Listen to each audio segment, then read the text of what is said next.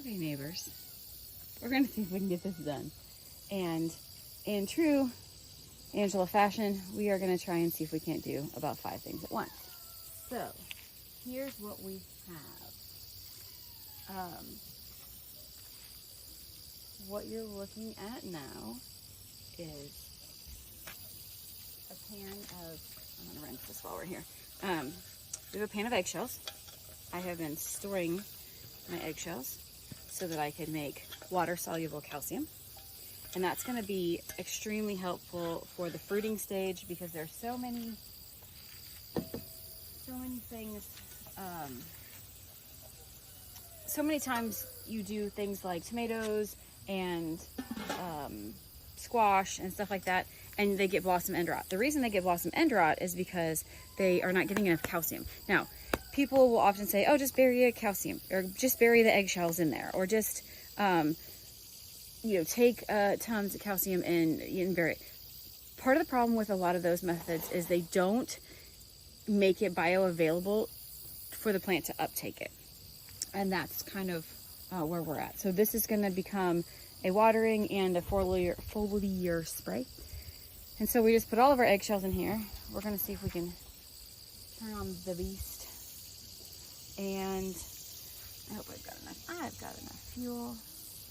Open it.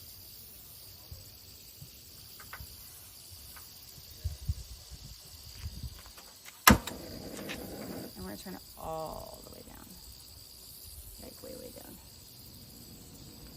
And I see cooking. Okay, so this is going to be going very, very low. Very, very low. Because you want to get, you know how in the shells they have the membrane? Ooh, see that stuff in there when you crack it? It's got that, it's almost papery. You can kind of really see it there.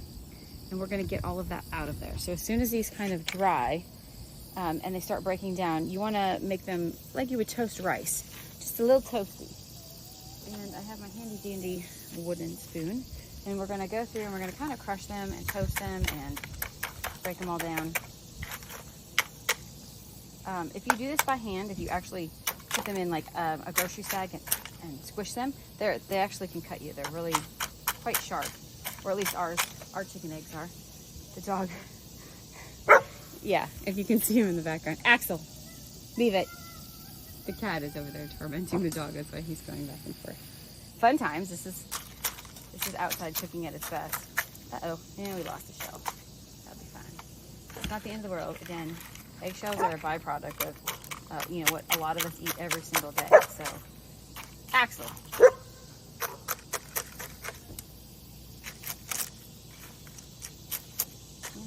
Be out with your household. Be outside. All right, at the same time, these are getting all crushed up and trying to get all that separation going. We are also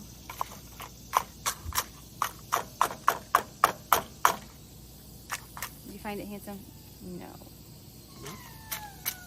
No, the food mill is the big one that turns.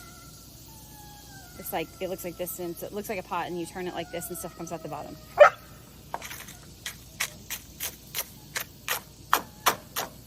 It has to be, if we have, I know we have one, it's got to be in the house or up above Ashton's, but I think it's in the house. Oh, there's 2 that just flew away.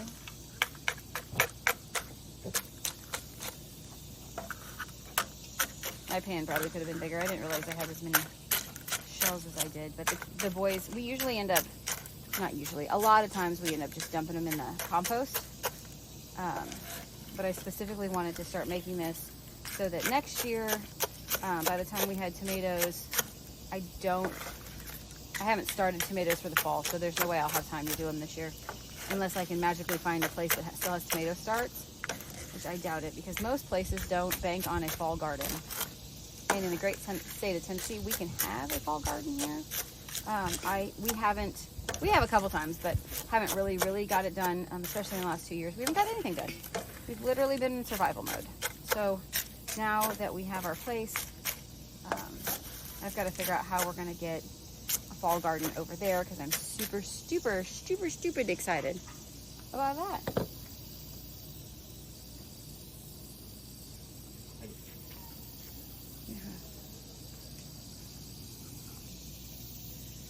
The second thing that we are doing at the same time, because we might as well be stacking our functions, this is cooking. This is the apples that I cut yesterday. See if we can show you what it looks like.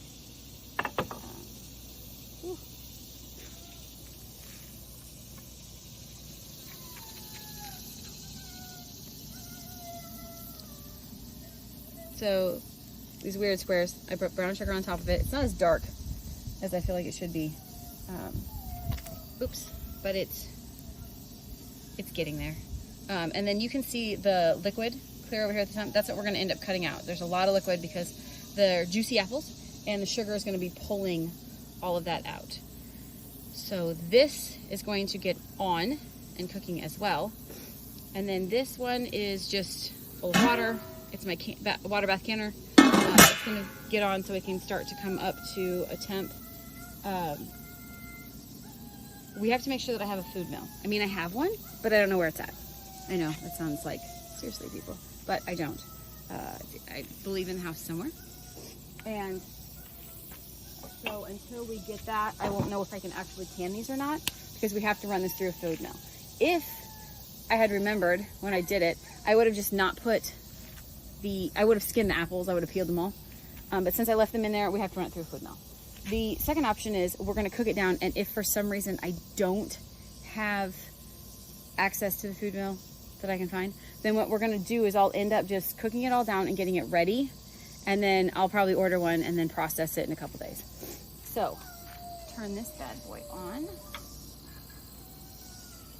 And that's on. I don't see a low button. Ooh, that's high. Okay, so that's as low as she goes. We're going to turn it on kind of a low, kind of a medium. I'm not having this burn to the bottom. And that's exactly what can happen, because there's a lot of sugar in here.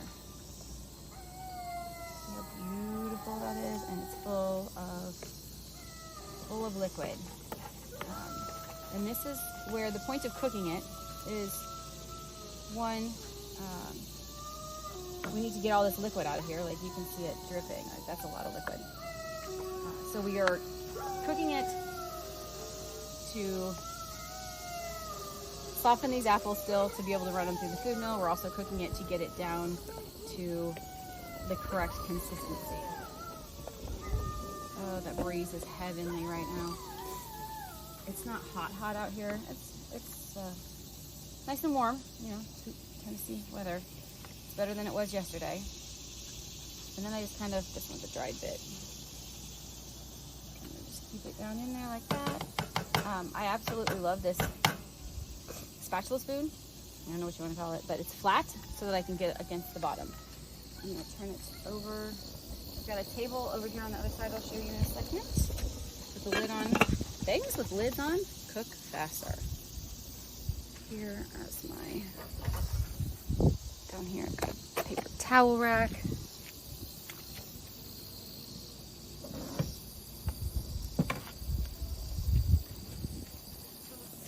So that is going over here.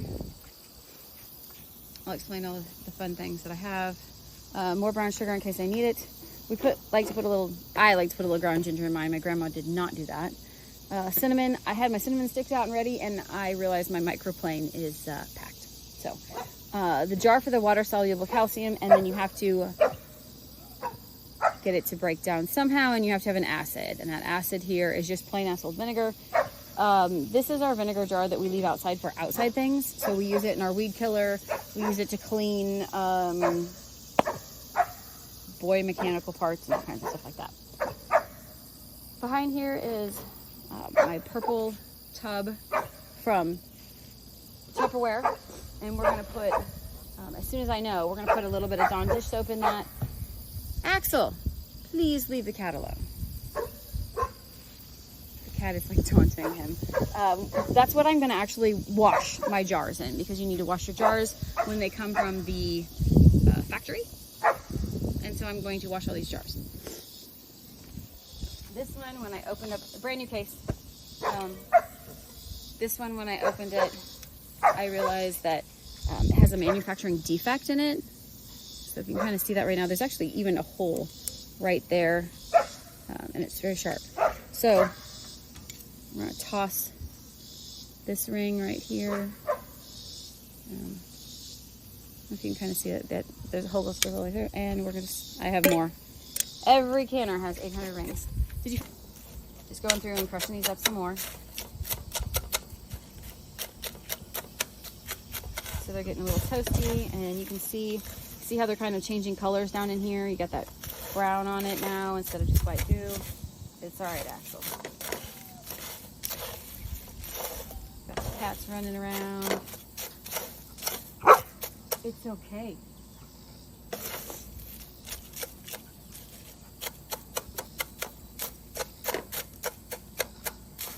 This is kind of what you got to do I mean, one of those, heck, if I can do it, anybody can do it.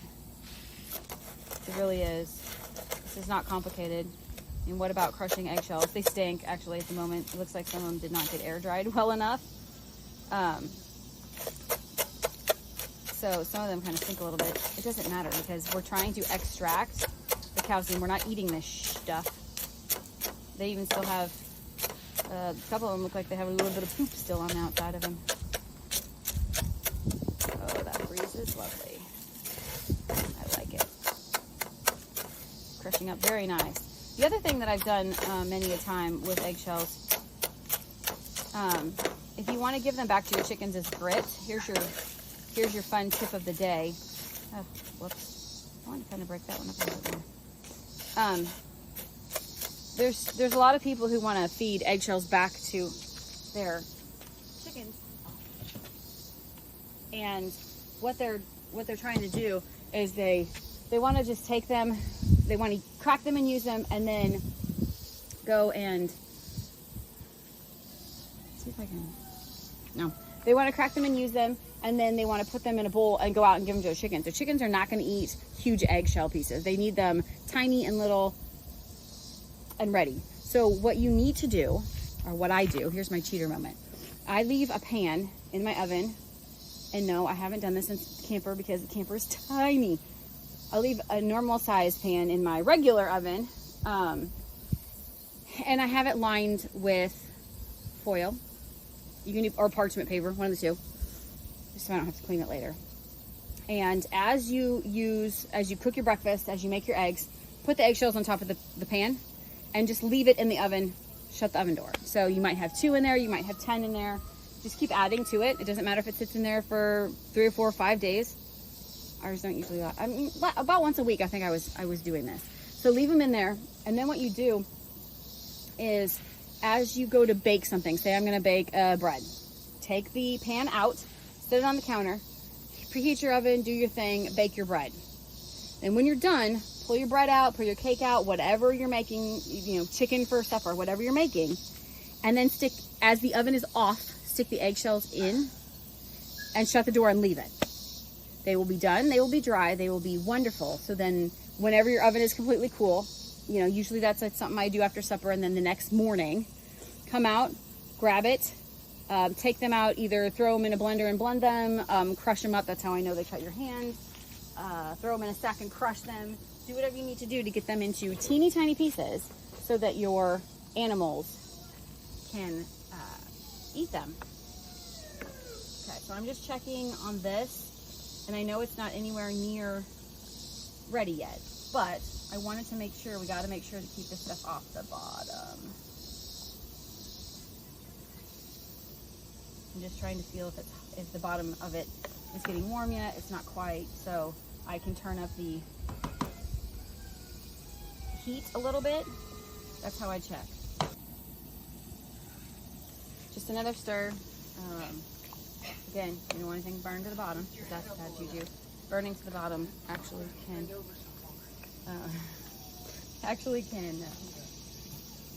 ruin the entire batch, and usually does. So just getting that started.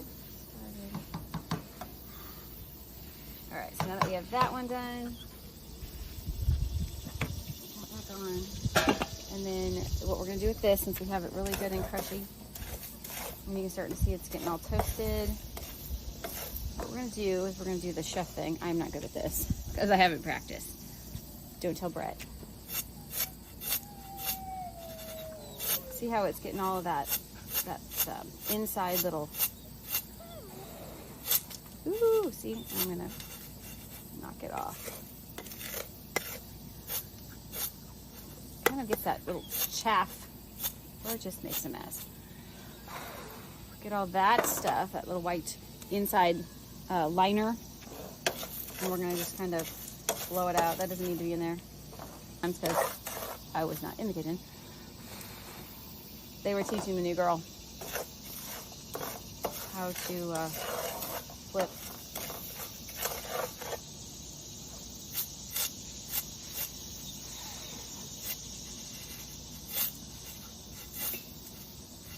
There we go, we're getting better. Woo! And then we spill it everywhere. All right, a little bit longer, I think. These are about, they're pretty crushed.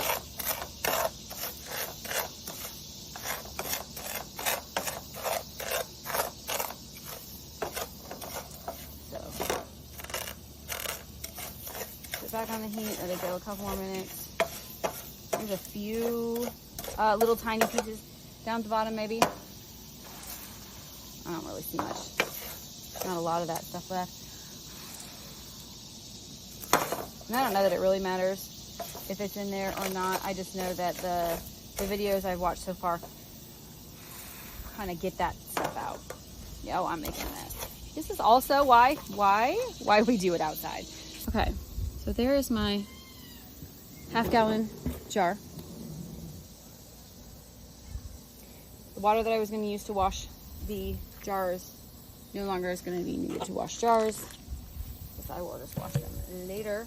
Part of the reason I'm also doing that outside is because why? Well, because my kitchen sink is literally that size.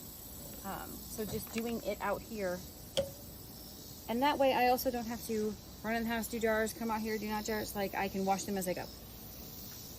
So, looks like it's got a little scratch on it. Fine, fine, fine. Here we go. Might go one more little. All right, I blew on it a couple more times and nothing really else came out. So we're gonna go like this. Actually, since I'm not gonna use this today, I'm gonna use this today. Weird how that works, huh? Funnels. Life is just so much easier if you just take the time just to grab a freaking funnel. Too many people want to just try. I'm like, oh no, I'll be really careful. I'll kind of get it. Nope, just get a funnel the first time.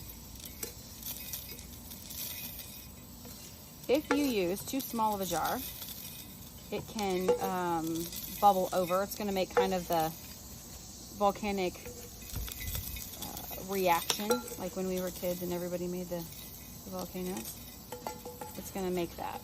So I think we're going to call that good there. There's a few pieces still in there that I'm actually just going to jump on the floor. So why not? It's just eggshells, people. Just eggshells. Drake says you're supposed to mix this 1 to 10, but he's saying weight to volume. So he's saying the weight of the eggshells to which kind of hurts my brain. So we're going to do this Angie style, which means we're going to dump it until it looks right.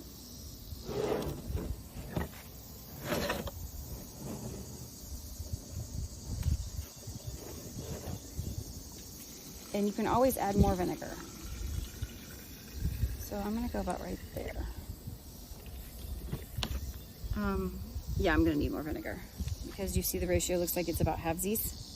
And immediately, look at all the beautiful bubbles. Ooh, it's very warm, I like it. And that is the acid extracting the calcium to make water-soluble calcium. So we're going to go ahead and add a little bit more. I don't want it to bubble over, so we're going to keep it a little low. And we're going to add some more as we go. I'll let that sit and chill. I'm on a slope, and so it's kind of hard to get you guys to see this. I can just use this to... Alright, we're going to do it again. I can smell the apple bottle. You can see the steam coming off of there and the condensation. I also moved it over just because. And so you can see how it's kind of, the water sunk down. This is rising up. I can really, you can see the steam, I can really smell it. So I want to make sure that we're scraping the bottom. Because after I spent hours and hours and hours yesterday cutting up, this is, I'm going to guess this is probably close to 15 pounds of apples, 10 to 15 pounds. There's still a fair amount in the house, but this is all I could fit into this one container. And they're getting all nice and golden, and they're getting all soft. So I've tasted it. You just have to take a little bit and try it. Hotness.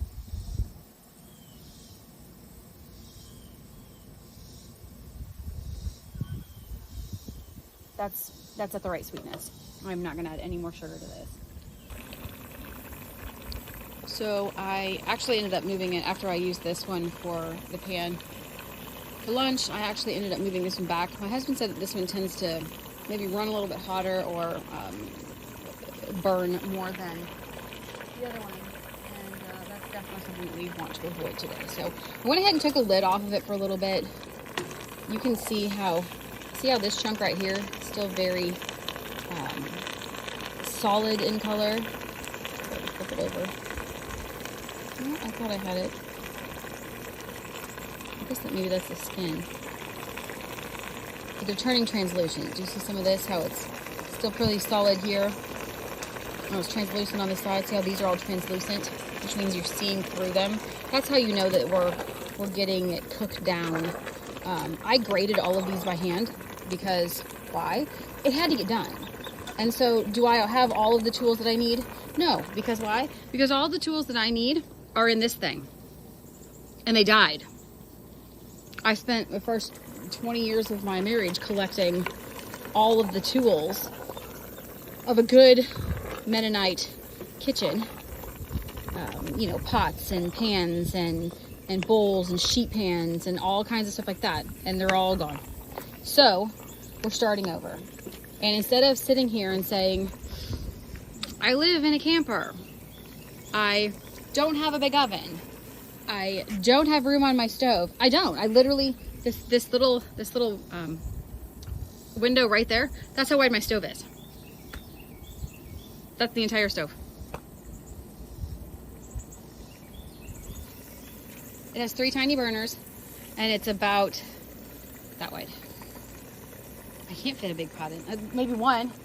Definitely couldn't fit the pot to cook it down and the canner pot. So instead of just standing there and saying, hey, I can't, figure out how can you? What can I do? Well, when you don't have a ton of money, like we don't, because, well, we were completely underinsured. So the insurance covered to pay off the mortgage on the house and pretty much zero else. We had enough to buy this, which was, I think, $12,000. It's a 35-foot camper. We had enough to buy that. We had enough to buy some odds and ends, like this is new,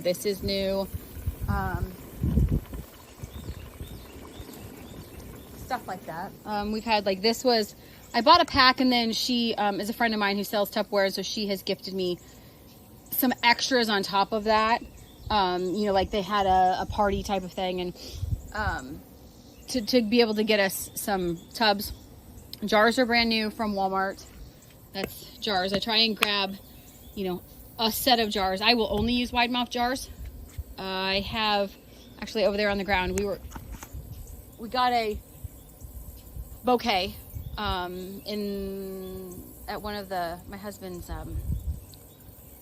company party, and it's a regular mouth jar. I don't even have regular mouth jar lids, because I was collecting kind of everything, and that's what you do when you're kind of in the Mennonite way. That's what you do. You collectively gather what you can. And I did for a long time. And then I was like, oh, I've got some small ones. I got some big ones. You know, I can these in the small ones. I can these. Nope, not doing it. Since I'm starting over, I will only buy large mouth jars. Why? Because then they all take the same lids. They all take the same rings. They take the same everything. And wide mouth ones are just so much easier to put everything into. So I'm asking myself again, how can I get this done? My family loves apple butter, like loves it. And we love homemade bread. So again, in the fall, we will have homemade bread as soon as it gets a little cooler temperature. Axel, why? The cat's laying down.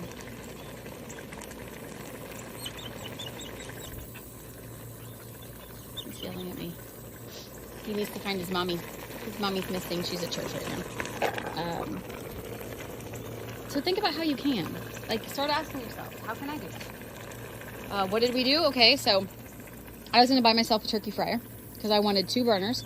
They are more stable than just the one square burner ones because it's wider, obviously. And then I could be able to put pots on top of it and do this sort of thing. Well, 1, turkey fryers are down lower because the turkey fryer pot is actually bigger. And 2, excuse me. Sorry. So that's what I was looking for. They're also, because they're lower, they're also a little less stable. I mean, they're not, this is obviously 3 burner wides. So what I did is I'm looking at the turkey fryers and they're expensive. And then I find this, and this is 3 burners wide. We've got a flat top that can go on this side. So we make burgers, pancakes, eggs, everything. And it does double duty. So we can cook outside and I can can on it. So this is the choice. We're buying this one.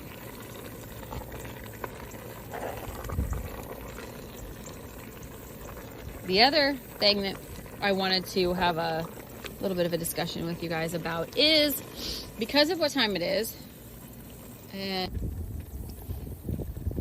as you can see, it's getting that really nice dark color. You can still see over here a little bit juice. So we're still, that's how you can tell, not ready yet. As it goes through the food mill, it's gonna end up juicing a little bit more, which isn't the end of the world, but because it's called an apple butter, you want it to be that thick. So you've got to try and cook as much as that juice out. And the apples were about right up to here, so we've cooked it all the way down. I've got sweat bees tickling my arm. And then as you can see from the like we are now fully in the sun. I went ahead and went in the house to see if I could find the food mill, and I still don't. I don't have it located. So this is going to end up continue to get cooked down. We're going to leave it until it is then cool, because you cannot put things in your fridge. Well, you can, but it's not a good idea to put boiling hot anything in a refrigerator. Foodborne illnesses will be coming of that. No pathogens in my house, please.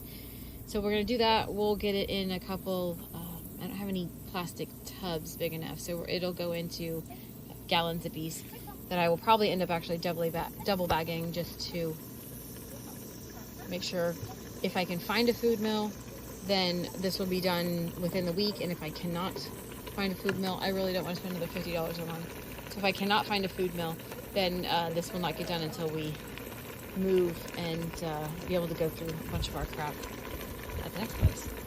So it could be a week and it could be 6 months. Also another little update, you can still see it dancing around all up in there. I did end up adding in about another inch of, because it kind of had settled down quite a bit. It wasn't even doing this much activity. And so then I went ahead and added another inch of vinegar. If this is like in a typical, like a baking soda reaction, eventually one side, I'm going to say it eats up. That's not quite the right words for it, but it uses up. When you have vinegar and you have baking soda and they come together for a reaction, it changes and makes a new chemical. So it uses a little bit of this chemical and a little bit of this chemical, and as they go together, it makes a new one. So if you have more vinegar, then you have baking soda. If you add more baking soda to it, then you can, continue the reaction. So this reaction, I think, had slowed down a lot And so if you add more vinegar, it revitalizes that reaction. So even some, when it gets the light pieces float up to the top, and you just kind of, I shook it a little bit, and then they'll fall back into there. Keep moving around, that's good. And then I just set the lid on and did it about 1 turn. So it's way loose, way loose. You do not want that tight, because why? Because if things are making bubbles, that means it's making gases, and you want that to escape. I'm gonna get some of the stuff that's in the sun back in the house, because we're not going to do the rest of it. I'm not gonna put any more sugar in it, and any ginger and cinnamon, we're gonna wait until we process to do that. So that's kind of where we're at. One of the things start that slower. One of the things you learn by doing is what things sound like and what things look like. So you can see, look, it's a nice dark color, but listen to the sound. So every time I pull it away from the sides and away from the bottom, I say I'm scratching the bottom, and you hear that like sucking sound. That's showing you how warm the pot is, how hot you're cooking it at. It's a temperature thing. So you can listen to kind of see, is it at the right temperature? Is it constantly bubbling? Still nothing is sticking to the bottom because we've been stirring it regularly. And it's getting to the point where you can see there's not that much. And one of the things you can do is you can kind of do the well trick. You see how much water, the liquid is still kind of in there. Not a ton, not a ton. So we're still cooking it down. All this steam coming off of here is all liquid, it is getting out of here. So we're getting close. I would say probably within about half an hour, I'm probably gonna shut this off and leave it. And the other part that goes into my decisions for that is that since I have to freeze it, I actually have to bring it back up to a boil the next time when I go to can it anyway. So there you can see that a little bit of liquid over there, still bubbling, still boiling, and that slurping sound, which tells you that it is at the right temperature. It's doing a great job of just cooking down. Listen for that. It sounds different. If it doesn't sound like that, you're probably cooking it too low. If it's not bubbling vigorously like this, you're probably cooking it too low. If it's scorching at the bottom, which it's not, the other thing you can do is I can feel that the bottom is smooth. And when you bring this up, see how it's clean? If there was burny bits stuck to the bottom, you would literally be scraping them off. And so this would not be clean. It would have like black gunk or dark thick on the bottom. And it's not. We're doing a really good job. It's coming along perfectly. All right, you can see it's boiling vigorously. I went ahead and checked the weather. Listen to that. See that?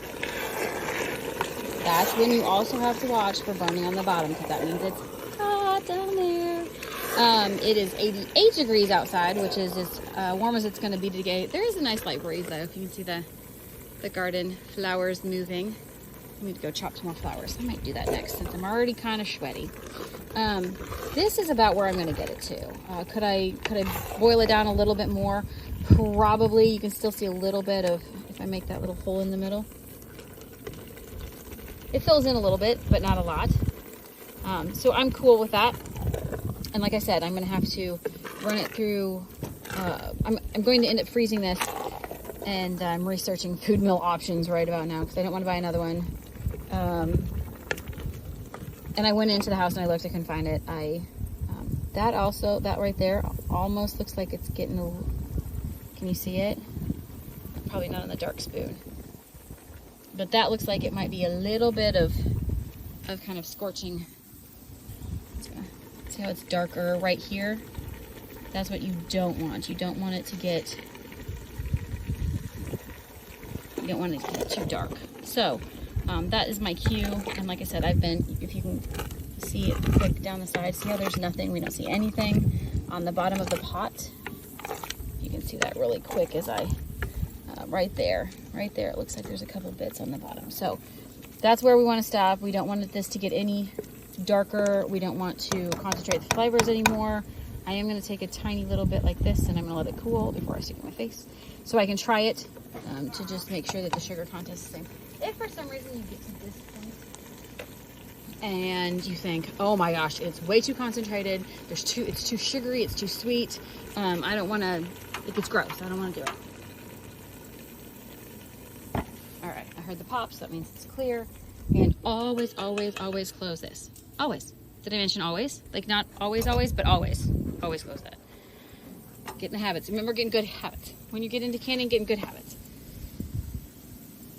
If this, you find, is too concentrated, it's too sugary, it's too thick, if it's too thick, that one's easy. Throw in some apple juice. That'll thin it back out. But if it's too sweet, and you're like, okay, the whole pot's ruined, it's too sweet. No, no, no, no, no, no, no. I've got extra apples in the house because I saved some so that we can have some for eating. Get another apple. Don't put any sugar with it. Cook the other apples down. Mix them together. Easy peasy pumpkin squeezy. So I'm actually going to take this off of here and I'm going to put it into a shaded location with the lid. We're going to crack the lid on it just a little bit like this. Try and keep all the bugs out of it. But also I don't want it sealed. And then we're going to let this cool down. And then I will come back and show you when we put it into gallon bags. All right, back to see it's been out here. See how much thicker it is? I mean, like way thick.